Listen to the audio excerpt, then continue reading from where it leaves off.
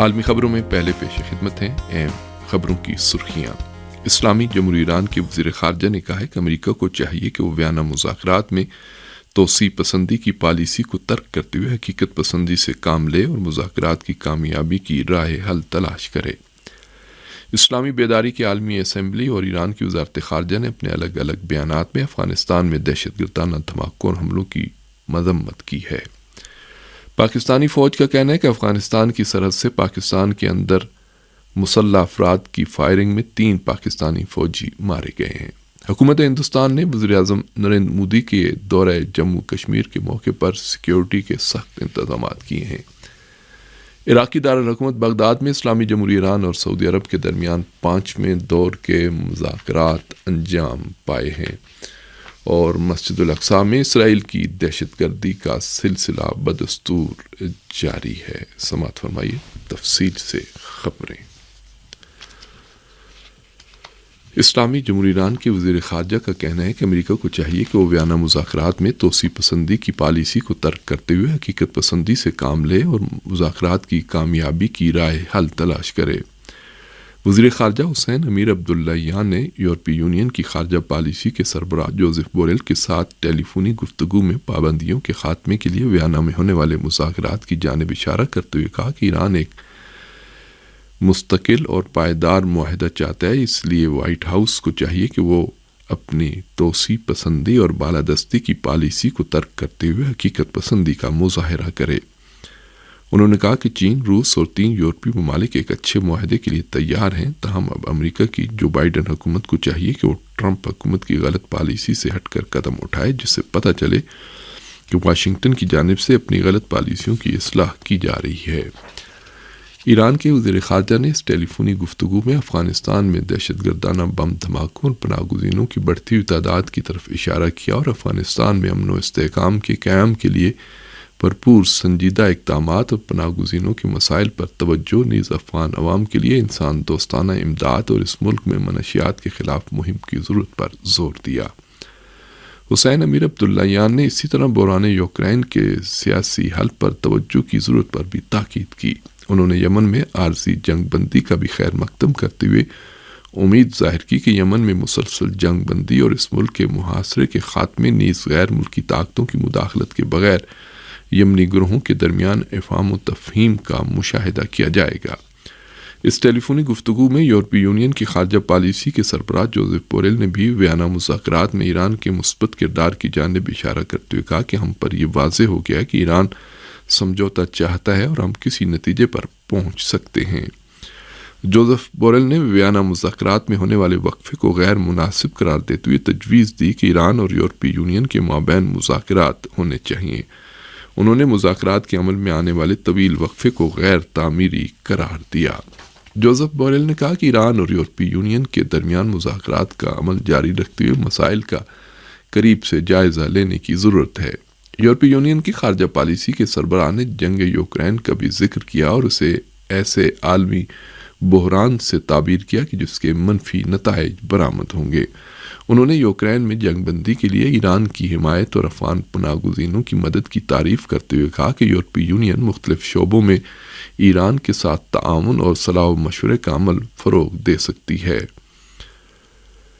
واضح ہے کہ ایران کے خلاف ظالمانہ پابندیوں کی منسوخی کے لیے مذاکرات کے 8ویں دور کا آغاز 11 مارچ 2022 سے ہوا ہے، تاہم اس وقت سے اب تک فریقین کی جانب سے صرف اختلافی مسائل کم ہونے کی بات کی جا رہی ہے، لیکن ضمانت دینے اور پابندیوں کی فہرست سے ایرانی شخصیات کے نام حذف کرنے پر اب بھی اتفاق نہیں ہوا، اور اس کے حل کے لیے ایٹمی سمجھوتے کی خلاف ورزی کرنے والے ملک کی حیثیت سے امریکہ نے ابھی تک ضروری سیاسی فیصلہ نہیں کیا ہے۔ اسلامی بیداری کی عالمی اسمبلی اور ایران کی وزارت خارجہ نے اپنے الگ الگ بیانات میں افغانستان میں دہشت گردانہ دھماکوں اور حملوں کی سخت مذمت کرتے ہوئے اس طرح کے واقعات کی روک تھام کے لیے عالمی سطح پر اقدام کا مطالبہ کیا ہے۔ اسلامی بیداری کی عالمی اسمبلی نے افغانستان میں ہونے والے حالیہ دہشت گردانہ واقعات کی مذمت میں اپنے بیان میں کہا ہے کہ ایک بار پھر وحشی انتہا پسندوں کی آستینوں سے تکفیری دہشت گردوں کے مجرمانہ اور ناپاک ہاتھ باہر نکلے اور افغانستان کے روزہ دار مسلمانوں کو خون میں غلطاں کر دیا۔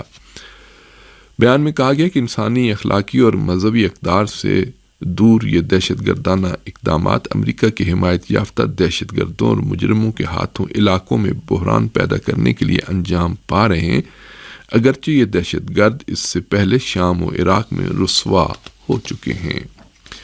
اسلامی بیداری کی عالمی اسمبلی کے بیان میں کہا گیا ہے کہ مزار شریف میں ہونے والا حالیہ دہشت گردانہ اقدام اس سازش اور منصوبے کے پزل کی تکمیل ہے جو مسلم امہ میں اختلاف و تفرقہ پیدا کرنے کے لیے انجام دیے جا رہے ہیں، اور یہ سب اس بات کا ثبوت ہے کہ اس طرح کے جرائم کی کوئی حد اور سرحد نہیں ہے۔ بیان میں کہا گیا کہ بلا شبہ اس طرح کے اقدامات کا مقصد کشیدگی پیدا کرنا، نسلی اور مذہبی جنگ چھیڑنا، مسلمانوں کا قتل عام کرنا اور نتیجے میں اسلام کی شبیہ خراب کرنا اور اسلامو فوبیا پھیلانا ہے۔ اسلامی بیداری اسمبلی کے بیان میں اس طرح کے بزدلانہ اور مجرمانہ اقدامات کی سخت مذمت کرتے ہوئے کہا گیا ہے کہ افغانستان کی موجودہ حکومت ان تمام مسلمانوں کی سیکیورٹی کی ذمہ دار ہے جو دینی فرائض انجام دینے میں مصروف ہیں، اور اسے اس سلسلے میں جواب دہ ہونا چاہیے۔ دوسری جانب اقوام متحدہ میں ایران کی سفیر اور نائب مندوب نے اس بات کا ذکر کرتے ہوئے کہ اسلامی جمہوریہ ایران افغانستان کے دردناک واقعات پر گہری تشویش کا اظہار کرتا ہے، کہا کہ افغانستان میں داعش کی موجودگی علاقے میں دہشت گردانہ واقعات میں شدت پیدا ہونے کا باعث ہے۔ زہرا ارشادی نے اپنے خطاب میں کہا کہ یہ کسی سے ڈھکا چھپا نہیں ہے کہ افغانستان میں داعش کی موجودگی علاقے میں دہشت گردانہ کارروائیاں بڑھنے کی باعث ہے۔ انہوں نے کہا کہ اس سلسلے میں اسلامی جمہوریہ ایران افغانستان میں حالیہ دہشت گردانہ حملوں کی، جس میں دسیوں بے گناہ انسان خاص طور سے بچوں کو اپنی جان سے ہاتھ دھونا پڑا ہے، سخت مذمت کرتا ہے۔ اسلامی جمہوریہ ایران کی وزارت خارجہ کے ترجمان سعید خطیب زادے نے بھی افغانستان کے شہر قندوز کی سنی مسلمانوں کی مسجد میں بم دھماکے کی مذمت کی۔ قندوز میں اہل سنت کی مسجد میں جمعے کو ہونے والے دھماکے میں 60 افراد جاں بحق اور 30 سے زائد زخمی ہو گئے۔ ترجمان وزارت خارجہ سعید خطیب زادے نے اہل سنت کے مولوی سکندر مسجد میں بم دھماکے کی مذمت کی اور جاں بحق ہونے والوں کے لیے مغفرت اور پسماندگان کے لیے صبر و اجر کی دعا کی۔ پاکستانی فوج کا کہنا ہے کہ افغانستان کی سرحد سے پاکستان کے اندر مسلح افراد کی فائرنگ میں 3 پاکستانی فوجی مارے گئے ہیں۔ پاکستانی فوج کے شعبہ تعلقات عامہ کے بیان میں کہا گیا ہے کہ مسلح افراد نے یہ فائرنگ شمالی وزیرستان کے ضلع دیوگر میں پاکستانی فوجیوں پر کی۔ اس فائرنگ میں 3 پاکستانی فوجی مارے گئے۔ ISPR کا کہنا ہے کہ پاکستانی فوج نے بھی بھرپور جوابی کارروائی کی۔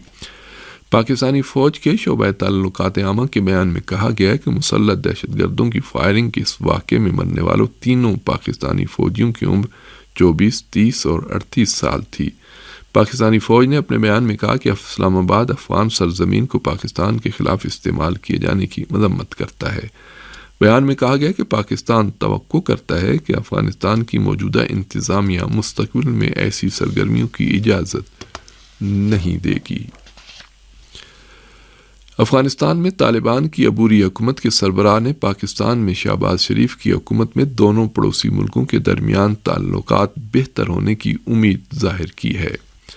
ارنا کی رپورٹ کے مطابق افغانستان میں طالبان کی عبوری حکومت کے سربراہ ملا محمد حسن اخند نے پاکستان کے نئے وزیر اعظم شہباز شریف کے نام اپنے ایک پیغام میں اس انتخاب کو ایک اچھا اور گراں قدر قدم قرار دیا اور امید ظاہر کی کہ اب دونوں ملکوں کے اختلافات ختم اور تعلقات میں فروغ آئے گا۔ افغانستان اور پاکستان کی سرحدوں پر حالیہ بدامنی نے دونوں ملکوں کے درمیان نیا سفارتی تنازع کھڑا کر دیا ہے۔ افغانستان کے بعض سرحدی علاقوں پر پاکستانی فضائیہ کی بمباری اور ساتھ ہی افغانستان کے اندر پاکستانی فوج کے اڈوں پر حملوں میں اضافے پر طالبان کے شدید رد عمل کے بعد اسلام آباد میں افغانستان کے ناظم الامور اور کابل میں پاکستان کے سفیر کو دونوں ملکوں کی وزارت خارجہ میں طلب کیا گیا۔ طالبان نے افغانستان کے سابقہ حکام کی مانند اعلان کیا ہے کہ انہیں ڈیورنڈ لائن منظور نہیں اور پاکستان کی سرحدی چیک پوسٹیں ہٹائی جانی چاہیے۔ 1893 میں ڈیورنڈ لائن برطانوی سامراج نے معین کی تھی، جسے افغانستان نے کبھی بھی سرکاری سرحد کے طور پر تسلیم نہیں کیا۔ اور اس سلسلے میں حالیہ برسوں میں دونوں ملکوں کے فوجیوں کے درمیان کئی بار جھڑپیں بھی ہو چکی ہیں۔ حکومت ہندوستان نے وزیر اعظم نریندر مودی کے دورہ جموں کشمیر کے موقع پر سیکیورٹی انتظامات سخت کر دیے ہیں۔ ہندوستانی وزیر اعظم اتوار کو جموں کشمیر کے دورے پر جائیں گے۔ سری نگر سے ہمارے نمائندے نے خبر دیا ہے کہ فوج نے نریندر مودی کے ہندوستان کے زیر انتظام کشمیر کے علاقے کے دورے کی مناسبت سے سیکیورٹی انتظامات نہایت سخت کر دیے ہیں اور فوجی گشت بڑھا دی ہے۔ سخت سیکیورٹی انتظامات کے دوران ہندوستانی سیکیورٹی اہلکاروں اور مسلح افراد کے درمیان شدید جھڑپیں ہوئی ہیں، جس کے نتیجے میں متعدد افراد ہلاک اور زخمی ہو گئے۔ حکومت ہندوستان نے 5 اگست 2019 کو ہندوستان کے زیر کنٹرول کشمیر کو حاصل خصوصی اختیارات ختم کر دیے، جس کے باعث کشمیریوں کے حالات سخت ہو گئے اور ہندوؤں کے لیے اس علاقے میں ہجرت کرنا اور کشمیریوں کی زمینیں خریدنا آسان ہو گیا ہے۔ کشمیر کے خصوصی اختیارات منسوخ ہونے کے بعد سے اس علاقے کے لوگوں کو مہینوں طویل کرنٹینے، فوجی حکومت اور انٹرنیٹ اور ٹیلی فون جیسی سہولیات سے محرومی کا سامنا رہا ہے۔ عراقی دارالحکومت بغداد میں اسلامی جمہوریہ ایران اور سعودی عرب کے درمیان 5ویں دور کے مذاکرات انجام پائے۔ ایران اور سعودی عرب کے درمیان 5ویں دور کے مذاکرات دونوں ملکوں کے تعلقات کے اچھے مستقبل کے عکاس ہیں۔ تہران اور ریاض کے درمیان مذاکرات شروع کرانے میں عراق اور عمان نے اہم کردار ادا کیا ہے۔ 5 دور کے مذاکرات میں ایران اور سعودی عرب کے درمیان تعلقات کی بحالی کی راہ میں حائل اصلی رکاوٹوں پر تبادلہ خیال کیا گیا۔ ایران کی اعلیٰ قومی سلامتی کونسل کے حکام اور سعودی عرب کے ادارہ انٹیلیجنس کے سربراہ نے بااختیار نمائندوں کی حیثیت سے مذاکرات میں حصہ لیا۔ مذاکرات کے مثبت ماحول نے دونوں ملکوں کے درمیان تعلقات کی بحالی کی امید پیدا کر دی ہے۔ ایران اور سعودی عرب کے درمیان تعمیری گفتگو اور مفاہمت کے ماحول کے پیش نظر پیشگوئی کی جا سکتی ہے کہ جلد ہی دونوں ملکوں کے وزرائے خارجہ کی سطح پر اجلاس کے انعقاد کی زمین ہموار ہو جائے گی۔ عراق کی مشترکہ آپریشن کمان نے تکفیری دہشت گردوں کے خلاف آہنی آپریشن کا دوسرا مرحلہ شروع کر دیا ہے۔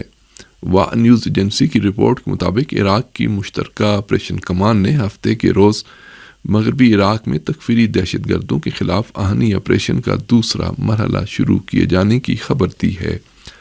اس آپریشن میں عراقی مسلح افواج کی مختلف یونٹ حصہ لے رہے ہیں، جن میں عوامی رضاکار فورس، الحشد الشعبی اور ٹاسک فورس کے جوان بھی شامل ہیں۔ رپورٹ کے مطابق اس آپریشن کا مقصد عراق کے مختلف علاقوں سے تکفیری دہشت گردوں کا صفایا کرنا ہے۔ عراق میں داعش دہشت گرد گروہ کو شکست دے کر 2017 میں داعش دہشت گرد گروہ کے مقابلے میں کامیابی کا اعلان کیا گیا ہے۔ تاہم اس دہشت گرد گروہ کے باقی بچے عناصر عراق کے مختلف علاقوں من جملہ دیالہ، کرکوک، نینوا، صلاح الدین، الانبار اور بغداد میں روپوش ہیں، جو کبھی بھی دہشت گردانہ حملے کر کے عراقیوں میں خوف و ہراس پیدا کرنے اور اس ملک میں دہشت کا ماحول بنانے کی کوشش کرتے ہیں۔ یمن کی نیشنل سالویشن حکومت نے کہا ہے کہ جنگ بندی کی صورتحال کا جائزہ لینے کے لیے عمانی وفد صنعا پہنچا ہے۔ المسیرہ ٹی وی کی رپورٹ کے مطابق عمانی وفد یمن کی نیشنل سالویشن حکومت کے مذاکرات کاروں کے ہمراہ صنعا پہنچا ہے۔ یہ دورہ جنگ بندی کی صورتحال کا جائزہ لینے اور اس سلسلے میں عمانی کردار سے متعلق یمن کی اعلیٰ سیاسی کونسل کے سربراہ مہدی المشاط سے گفتگو کے لیے انجام پا رہا ہے۔